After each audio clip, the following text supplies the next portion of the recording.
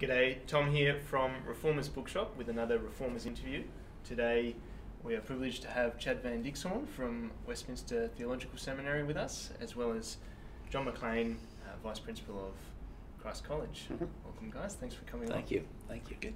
Now I thought we'd start. Chad's written a number of books. He's written Confessing the Faith, which is a commentary on the Westminster Confession, very helpful book. He's also written God's Ambassadors, also studies on the Westminster Assembly. And his wife has written a study guide to the commentary, Confessing the Faith Study Guide, which is equally, if not maybe more helpful than the commentary. Yeah. Now, Chad, these books are all around the Westminster Assembly. Can you give us a bit of background as to what the Westminster Assembly was, why they came together and wrote the documents they wrote? Yeah.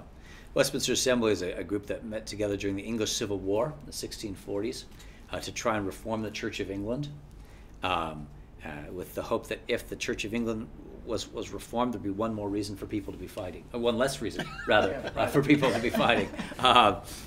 So 120 pastors are basically present in a room, not all at once, usually 60, 80 at a time, discussing everything about pastoral theology, church life, theology, how to run a church, how to worship God and honor Him.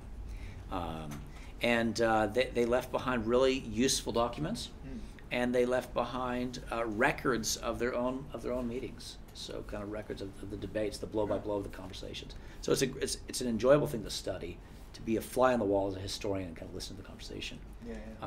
But then they've also produced these really useful texts. So one of the myths, I think it's a myth about the assembly, is they took a long time to do not very much. Yeah. But they actually got through a lot, didn't they? Well, they wrote about 140 different documents. Oh, wow. And they would often produce things they were never fast, but they were always thorough. But they really did produce things. But there's also the Assembly was responding to requests by members of Parliament, by the Parliament itself in England, to change the church. And often they would send things to Parliament, and Parliament just didn't like what they did. They said, this is how we should ordain ministers. And Parliament just said, yeah, we'll take the results, but we're going to chop out all the theology. And they would do this kind of thing often. Or they just sit on a document for a year or two and not really do anything with it. So that, to the public eye, the Westminster Assembly was slower than it actually was. So how long was it meeting for? So it started in 1643. It had finished church government and the confession and worship by 1646. 3 years, A couple catechisms after that, 1647. Proof texts for all this. They had it done and dusted by 1648.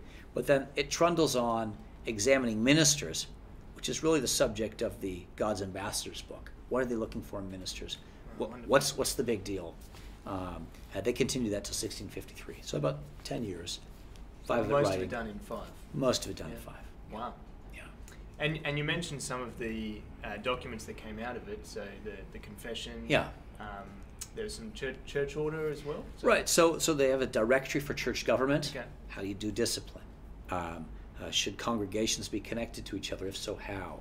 How does someone become an elder or a minister, and so on? Church government, worship, giving directions for worship. It's kind of a do-it-yourself document, giving the component parts, but not telling you how you have to order a service, but saying here are the component parts. This is how it ought to be done well. So a bit like the Bunnings of liturgies, rather than like a posh furniture store. The Book of Common Prayer had everything assembled and polished. The Westminster Assembly said, now here's the raw parts, kind of put it together. Aisle 13 for the Lord's Day, aisle 5 for singing psalms. And you mentioned this is back in the 1600s. Yeah. So, we like things that are modern and fresh. Yeah. Why should we, as a church, be looking back at these documents, and what should we be looking for in them? Yeah. Well, I'd be interested to hear what John has to say, but I'd say the nice thing about 12 bullet points on a website is it captures the sort of the freshness and continuing testimony of the church today. Like snowflakes, they're beautiful, no two are alike. But the nice thing about a classic confession is that it, first of all, it tends to cover a lot more topics. Topics which are important, and just the fact that people thought these 33 topics were so important should be a reminder to us that maybe our center's a little bit too small. I think it's also useful in uniting us to Christians who have gone before us in a way that a modern statement doesn't always do. Is that because there's multiple people throughout history? Because there's generations of people who have used this text. So I think a creed or confession doesn't just have a systematic purpose. It also has a kind of creedal or ecumenical purpose. And this can capture something of the breadth of the church, because so many denominations use it. And it can capture something of the depth of our communion with saints gone past too. So that's a start. Wonderful. Do you want? What are your thoughts? Oh, maybe this is perhaps similar to what Chad was just saying, but the old saying about we see further because we stand on the shoulder of giants. That God's church has a history, and certainly wisdom develops through history. There's false trails that happen as well, but there's a heritage in which we understand issues better because of those who've come before us and have thought it through. And the sort of amnesia, the historical amnesia of thinking everything's got to be done again from scratch now, is just to commit yourself to trying to reinvent the wheel, and almost always you do a worse job. Then with the confession particularly, and the assembly particularly, it does providentially come at a moment when sort of Reformed theology has matured. It's 120 years after the Reformation, so there's been several generations of thinking through the implications of the Reformation. And I think that's one of the reasons why the assembly documents have had such long-lasting acceptance, because they sort of represent a maturity of post-Reformation theology. Yeah, they've had a remarkable sticking power. Yeah. People at the assembly, some of them just thought their work would last for a little while, and they found it funny that other people thought that people would be talking about them, well into the future. Imagine what they think now. Imagine what they think now. Yeah. People writing books about it. That's right. Yeah. So that's really helpful. So if we're to find some value in these ancient documents, thinking more practically, both of you have been pastors in the past. What are some ways that you can use the confession and the catechism and the other documents that come out of the Westminster Assembly in your church, actually to try and help strengthen the faith of those people? Yeah. Well, I think one way that the confession and the larger catechism are useful for helping preachers to think and teachers to think about the content of the faith and how the different doctrines interrelate. And so I think there's plenty of room for actually quoting those things and exposing people to documents. But before you do that, just helping you think through what the Bible teaches, and it gives you a sense of proportion and order. So you're imagining that as you're preparing a sermon, you might go and refer to these things. Certainly one, different topics. That's right. Yep. Okay. Yes, when you realise, okay, this passage I'm going to preach on touches on whatever doctrine it is, sanctification. Yep. It's often useful to go back and look at the confession and the catechism and see what it says, and then you sometimes think, there's aspects I hadn't thought of mentioning that probably I should, Yeah, just staying with the preacher's use of these texts, I would do the same thing if I'm preaching a passage and I think, well, that brings up justification. I want to know what this passage says about justification, not about the just topic in general. But I still want to look at the topic in general. I want to see what's a helpful way of putting things. And you've got a lot of pastors who've thought really hard about how to say things really well, and so that's useful for me as a preacher.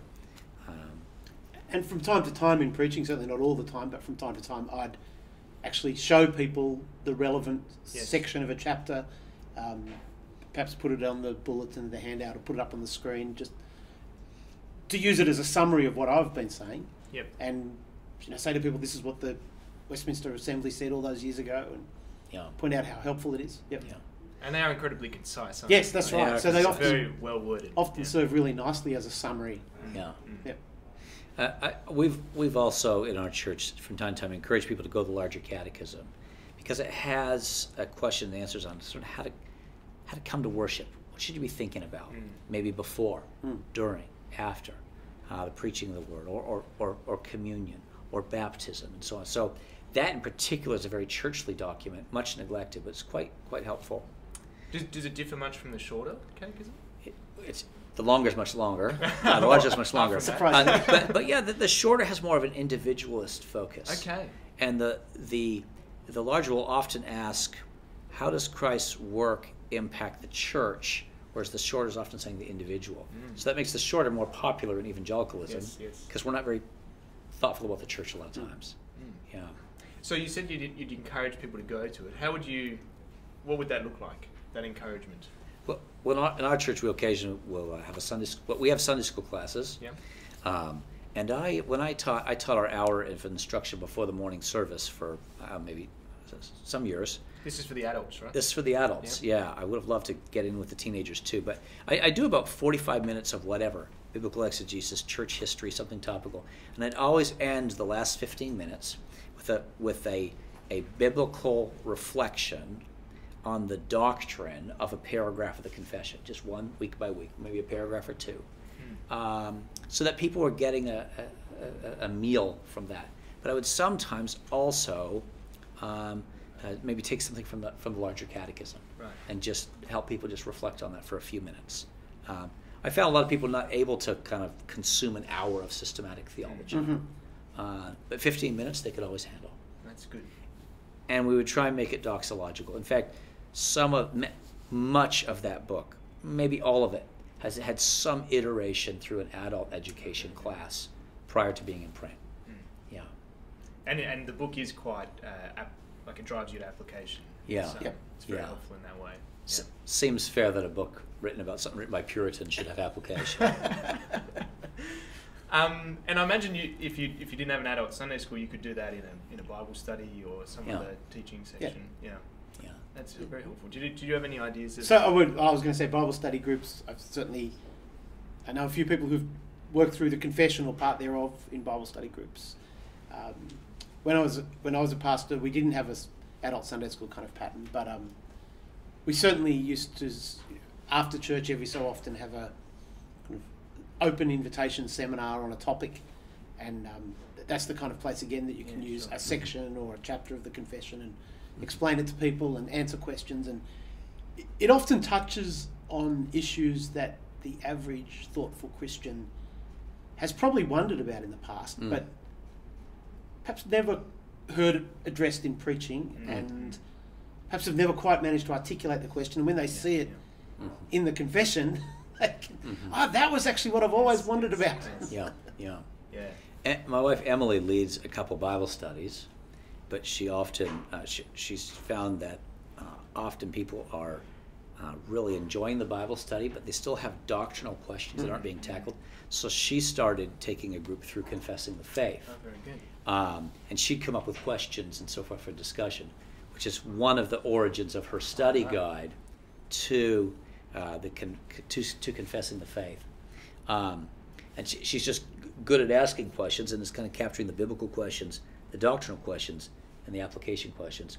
She also thought that a lot of curricula for systematic theology are kind of trendy or shallow.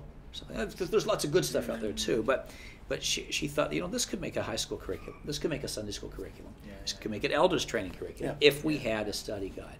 Because I'm not really great at asking thoughtful discussion questions. Some people are good at it, so I'm glad she put her hand to that and has that utility.